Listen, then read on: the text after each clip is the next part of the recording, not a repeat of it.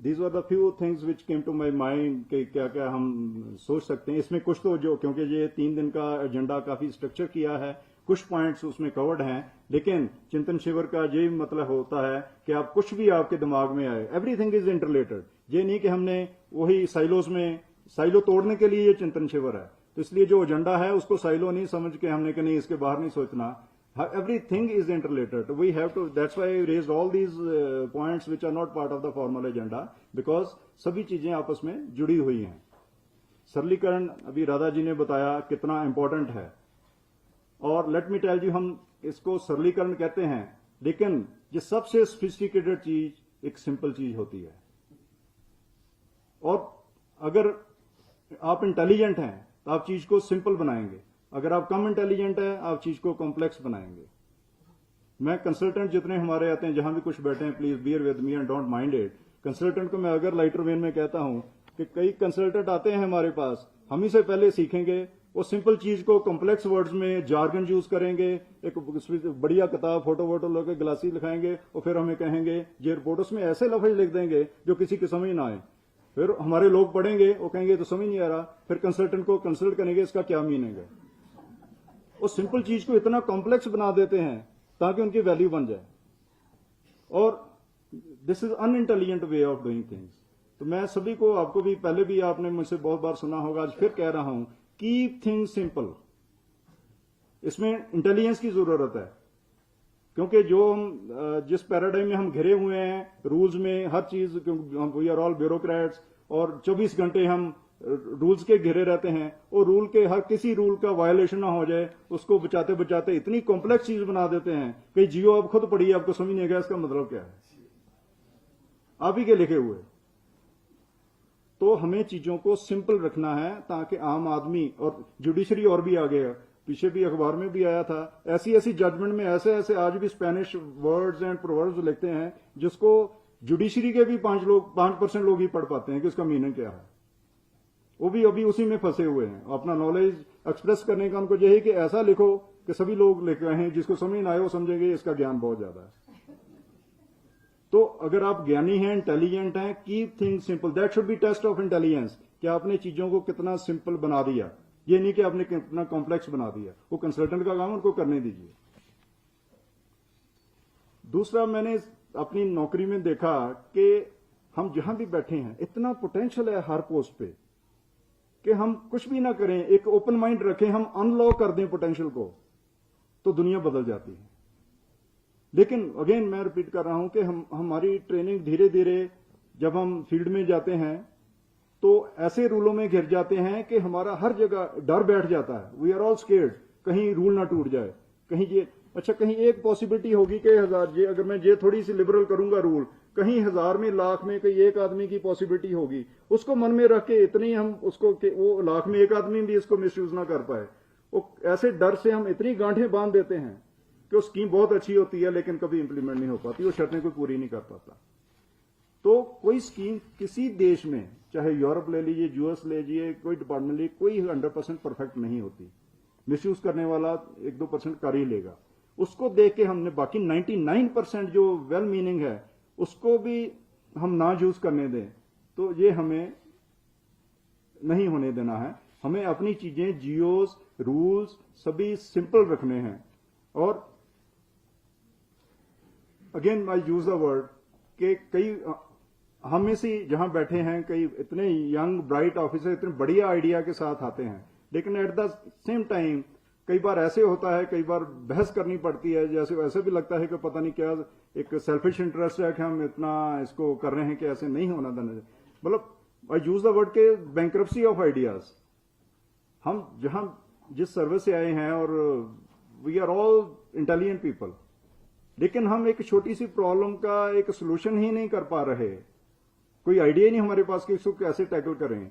क्या हमने एफर्ट छोड़ दी, या कहां हम खो गए, कहां हम एस्टेज चले गए कि जब हमने इस नौकरी में आने का प्रण लिया था, मेहनत की थी, क्या सपने थे कि मैं करूंगा। हर एक के मन में होता है कि मैं देश बदलूंगा, प्रदेश बदलूंगा, जिस पोस्ट पे बैठा हूं कुछ करूंगा। हम कहां इस अपने प्रण को भूल गए, और फिर हम बिल्कुल लकीर के फकीर हो गए और रूल बाउंड बाबू हो गए, वो तो उसके लिए तो एक क्लर्क ही काफी है, उसने रूल पूरा कोट कर दिया, ऊपर किसी सीनियर की जरूरत ही नहीं है अगर हमने चिड़िया बिठानी है तो। इसलिए मेरा एक ये भी मैं अक्सर मीटिंग में भी कहता हूं कि सभी सेक्रेटरीज एंड जितने सीनियर ऑफिसर एचओडी हैं, हमें रूटीन में बिल्कुल डील नहीं करना चाहिए, डेलीगेट कर देना चाहिए। हमें एक दिन सभी एक कम से कम, जैसे मैं प्रैक्टिस करता रहा हूं कि 4 नून में मैं यूजली अपने लिए अपना टाइम रखता हूं। We need time to think and plan. हम इतने फायर फाइटिंग में बिजी हो गए हैं, उत्तराखंड में जो प्रॉब्लम थोड़ी ज्यादा है कि एक एक ऑफिसर के पास 4-4 डिपार्टमेंट हैं और अर्जेंट काम ही इतने आ जाते हैं, कोई कोर्ट केस आ गया, the things which can not wait. हमें इंपॉर्टेंट चीजों के बारे सोचने का समय ही नहीं मिलता। लेकिन जब तक आप कॉन्शियस एफर्ट नहीं करेंगे कि मुझे अपना समय रखना है, जिस समय ना कोई फोन ना कोई, अनलेस कोई there is something really urgent important, आप बिल्कुल छोड़ दीजिए। पीए को भी कह दीजिए कि कोई फोन नहीं, कोई डिस्टर्बेंस नहीं। Take one issue, think about it. We are all intelligent, we can find really good solutions. लेकिन हम बहुत करते भी हैं आप में से, लेकिन बहुत नहीं भी करते। लेकिन HOD and secretary including ACS to secretary प्रभारी सचिव जो भी हमारे प्रदेश में है, हमें ये जरूर करना है।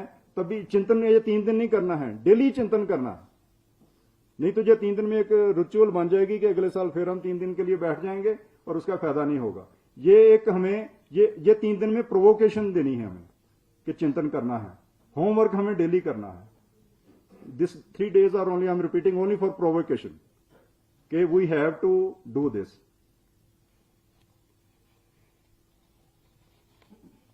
और कुछ ऑफिसर होते हैं, विजन बहुत अच्छा होता है, लेकिन उस विजन को नीचे कैसे धरातल पे उतारना है कोई क्लू नहीं होता। बड़ी बड़ी बातें करते हैं, हम शाम को बैठते हैं, मीटिंग में बैठते हैं, इतने बढ़िया बढ़िया आइडिया देंगे, लेकिन उनको पूछे भी आपने सारी करियर में बताओ इसमें से किया क्या, कुछ नहीं मिलेगा। और कुछ ऑफिसर आपको मिलेंगे कि फील्ड में तो बहुत बढ़िया है, लेकिन जब सोचने की बात आती है तो उतना आइडिया नहीं दे पाते। हमें दोनों काम करने हैं, विजन भी रखना है और उसको मिशन मोड में धरातल पे भी उतारना है। दोनों चीजें हमें करनी, तभी जनता को फायदा होगा, तभी इस चीज का कोई मकसद होगा। अदरवाइज अकेली डिस्कशन से कुछ नहीं होना। और अगर विजन के बिना आप एक्शन किए जा रहे हैं, बहुत मेहनत किए जा रहे हैं, तो भी बहुत ज्यादा फायदा नहीं होता। और सबसे बड़ी चीज है पॉजिटिव होना। हम एक साइकोलॉजी है, ह्यूमन साइकोलॉजी है, जब हम किसी को नो कहते हैं तो हमारी ईगो बढ़ती है कि मेरी पावर है, मैं नो कह सकता हूं, मैं जो रोक सकता हूं। और let me tell you, majority of us are victim of this syndrome. कोई आए पहले नो ही होता है मुंह में, नहीं ये नहीं हो सकता। पब्लिक वाला आए, कोई आए, जब आप यस कहते हो ईगो खत्म हो जाती है, क्योंकि आपकी पावर ही नहीं है। और आप, मुझे कुछ कहने की जरूरत नहीं है, आप सभी जानते हैं कि कितने लोग नो कहना पसंद करते हैं, कितनों ने ईगो को कंट्रोल कर लिया है, कितनों ने नहीं कर लिया। ये आप सभी को खुद स्वयं का चिंतन करना है, ये ऑफिशियल चिंतन नहीं है, ये आपको अकेले बैठ के, ये आपकी पर्सनालिटी डेवलपमेंट के बारे में चिंतन है। इसका ऑब्जर्व करिए, इसका ध्यान रखिए। जो नो निकलती है इसका मतलब आपकी ईगो है, ईगो नो कहती है। आप हां कहिए, उसकी कोशिश करिए, नहीं कोई रास्ता निकलता फिर उसको बता दीजिए कि ये दिक्कत आ रही है इसलिए हम नहीं कर पा रहे। लेकिन पहले आधी बात सुनते ही नो कर देना, बहुत ऑफिसर ऐसे हैं हमारे, अभी बात पूरी भी नहीं कही, नहीं ये नहीं हो सकता। और उसमें आदमी बहुत अपने को बड़ा महसूस करता है कि इतना बड़ा आदमी आया, मैंने नो कर दी। फिर बहुत से ऑफिसर ऐसे भी हैं, बैठ के सुनाते भी हैं, फला आया, इतना आया, मैंने मना कर दिया। अरे मना करने में, you are paid to deliver things, you are paid salary not to say no, not to stop things. Find a way, if you are intelligent find a way, कैसे करना है। रूल हमने बनाए, अक्सर हम रूल कोड करते हैं, ये रूल अलाउ नहीं करता। अगर इश्यू इतना बड़ा है तो रूल चेंज कर दें, हम ही ने तो बनाया है, किसने बनाए हैं रूल। अभी हमने परसों की कैबिनेट में सीएम साहब ने अप्रूवल दिया, कितने एक्ट अमेंडमेंट के हमने प्रस्ताव पास कर दिए। एक्ट से बड़ा रूल नियम क्या होता है। तो 1 मिनट में तो कैबिनेट अप्रूव हमारी कर रही है, सीएम साहब का पॉजिटिव अप्रोच है। हर चीज में तो हम कैबिनेट से 1 मिनट में अप्रूवल ले लेते हैं। रूल बदलना हमारे हाथ में है, जियो बदलना हमारे हाथ में है, लेकिन हम कोट किए जा रहे हैं, बार बार कोट किए जाए, ये नहीं हो सकता, जियो में लिखा है, ये नहीं हो सकता। ये नहीं कोशिश करते कि प्रपोजल अच्छा है तो इसका हम रूल चेंज कर लें, जियो चेंज कर लें, काम हो जाए, जनता को फायदा हो जाए। ये हम इसके बारे भी हमें अपनी अप्रोच बदलने के बारे भी चिंतन करना है, अपने आप को ऑब्जर्व करना है। अनजाने में हमारी हैबिट बन गई है, हम नोटिस ही नहीं कर पाते, हमसे हो ही जा रहा है। ये नहीं कि इंटेंशनली करते हैं, इतने सालों की हैबिट भी बन जाती है, हमें लग ही नहीं रहा कि हम रोक रहे हैं किसी चीज को। फिर एक ठीक है, कुछ डिसीजननेस की बात बहुत इंपॉर्टेंट है। बहुत ऑफिसर ऐसे भी हैं बोल्ड डिसीजन लेते हैं, लेकिन बहुत ऐसे भी हैं डिसीजन लेने में बहुत डर लगता है। अब ठीक है, उसका एक माहौल भी है। कुछ पिछले कुछ सालों में कुछ जांचें हुई जिसमें कुछ ऑफिसर जिनकी गलती नहीं थी वो भी किसी तरह लपेट में आ गए। वो अखबारबाजी में फिर हर एक आदमी डर जाता है कहीं मेरे साथ ना हो जाए। लेकिन हमारा अगर जैसे एक मंत्री जी थे सर दिल्ली में, तो उनका सेक्रेटरी डिसीजन नहीं लेता था, तो मंत्री जी ने भरी मीटिंग में कह दिया कि अगर डिसीजन नहीं लेना तो वीआरएस लेके घर बैठ जाओ।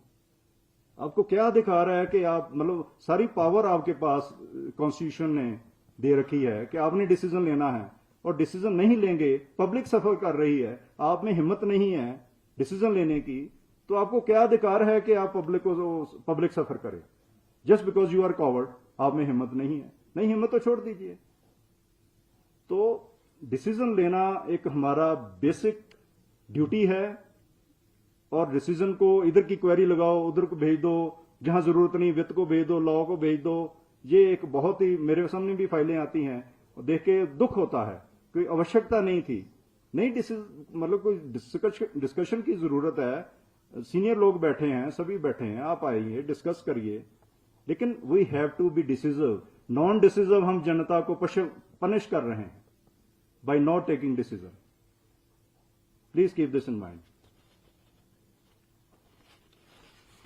और अक्सर ये ट्रेनिंग में बात होती है, किताबों की बात होती है। हम एक ऐसी एकेडमी में बैठे हैं जहां किताबों का नॉलेज भी बहुत इंपॉर्टेंट होता है, लेकिन मैंने जो जिंदगी में देखा है सबसे बड़ी किताब, क्योंकि जो हम किताबें पढ़ते हैं ठीक है वो एक बैकग्राउंड के लिए एक बेसिक नॉलेज बहुत जरूरी है, लेकिन कभी भी आप किताबी नॉलेज को धरातल पे उतारने की कोशिश करेंगे तो वो उतना कामयाबी हमें नहीं मिलती, क्योंकि कॉन्टेक्स्ट डिफरेंट होता है। केवल किताबी नॉलेज ही नहीं, आप ही का एक एक्सपीरियंस 5 साल पहले का कुछ होगा और आप फिर उसी डिट्टो तरीके से काम करना 5 साल बाद वैसी प्रॉब्लम को टैकल करेंगे, वो कई बार नहीं होती, क्योंकि कॉन्टेक्स्ट डिफरेंट हो जाता है। तो कॉन्टेक्स्ट के लिए लर्निंग के लिए आपको सबसे बढ़िया किताब है keep your eyes and years and more importantly mind open. आप ऑब्जर्व करिए दुनिया को, बी ऑब्जर्वेंट, क्लोजली ऑब्जर्व करिए, सबसे बढ़िया किताब यही है। लेकिन माइंड को जरूर ओपन रखिए। अगर आपका क्लोज माइंड है तो आपको लर्न करना बहुत मुश्किल हो जाएगा। With open mind observe, reflect, observation से भी ज्यादा है रिफ्लेक्ट। कभी आपने एक इशू देखा, उसमें अपने आप को somebody said very beautifully, give appointment to yourself। हम कामों में इतने भी, सुबह अकेले बैठिए, कोई आपने इशू इंपॉर्टेंट पहले दिन देखा, उस पर थोड़ा सोचिए, रिफ्लेक्ट करिए, उसमें रियल विजडम है, रियल अंडरस्टैंडिंग इशू की आएगी, उससे सोल्यूशन अपने आप इमर्ज होके आएगा। लेकिन आपको अपने आप को टाइम देना पड़ेगा। मैंने ऑफिस की पहले बात की, अभी ये अकेले की बात कर रहा हूं, उसमें आपके पर्सनल इशू भी आएंगे, आपके फैमिली इश्यूज भी आएंगे अर्ली मॉर्निंग में, लेकिन ये देना बहुत जरूरी है। अगर आप हेल्दी हैं, आप हर तरीके से खुश हैं फैमिली लाइफ से, पर्सनल लाइफ से, तभी आप आउटपुट भी, आउटकम भी ऑफिस में अच्छा दे पाएंगे। अगर आपकी पर्सनल लाइफ, हेल्थ और आपकी अपनी प्राइवेट लाइफ या फैमिली लाइफ के इश्यूज हैं, that reflects all on your official working also. तो पहले अपने आप को ठीक करना है, अपना फैमिली एनवायरनमेंट ठीक करना है, फिर आपका ऑफिस भी अपने आप काफी ठीक हो जाता है। Everything is interrelated, nothing works in silos. और आखिरी पॉइंट में एक कहना चाहूंगा कि एटीट्यूड इज मोर इंपॉर्टेंट। ये सारी चीजें जो मैंने कही किसी ना किसी तरह एटीट्यूड से जुड़ी हुई। नॉलेज आपका कितना हो जाए, इंफॉर्मेशन आप कितनी इकट्ठी कर लो, लेकिन जब तक आपका एटीट्यूड नहीं है तब तक कुछ नहीं होगा। एक इंडिया का सबसे बड़ा एक big industrial house, I name, Tata के एक एचआर हेड से मेरी मुलाकात हुई बहुत 15-20 साल पहले। तो हमने उनसे पूछा कि आपकी रिक्रूटमेंट में क्या आप देखते हो, तो उन्होंने कहा कि हम कुछ नहीं, उसकी स्किल नहीं देखते, हम एटीट्यूड देखते हैं। आदमी का एटीट्यूड ठीक है तो स्किल तो हम 6 महीने में दे देंगे, उसको सिखा लेंगे। लेकिन अगर एटीट्यूड नहीं है, स्किल बहुत है उसके पास, तो सारी उम्र हम माथा मारते रहेंगे। और उसका एटीट्यूड नेगेटिव है तो जितना भी स्किल है वो नेगेटिव काम के लिए यूज करेगा अपनी स्किल, क्योंकि उसका एटीट्यूड नेगेटिव है। अगर उसका एटीट्यूड पॉजिटिव है तो स्किल जो भी चाहिए हम उसको 6 महीने साल में दे लेंगे, and he proves to be real asset. तो मैं इतनी ही पहले भी मैं कह चुका हूं अपने कलीग से, आज फिर रिपीट करूंगा। मैं आईएएस को कहता हूं कि ठीक है, इंडियन एडमिनिस्ट्रेटिव सर्विस तो है, हमें बनना है IAM सोल्यूशन फाइंडर, IAS।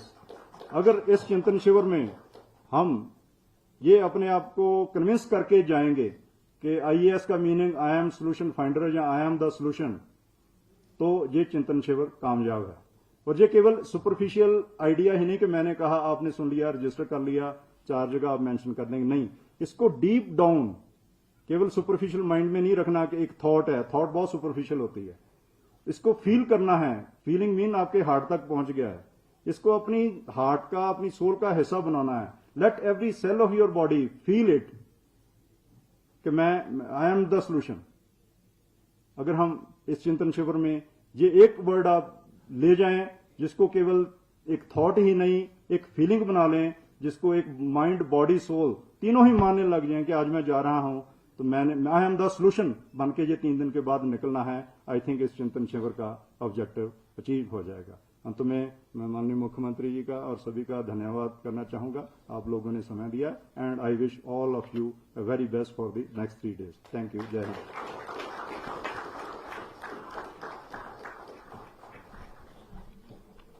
बहुत बहुत धन्यवाद सर, इस चिंतन शिविर का कॉन्टेक्स्ट सेट करने के लिए, इसको एक राह देने के लिए, और जो आपके सुझाव हैं, जिन सेक्टर्स की आपने बात करी है, और आपने जो बताया कि चीजों को हमें सिंपल रखना है।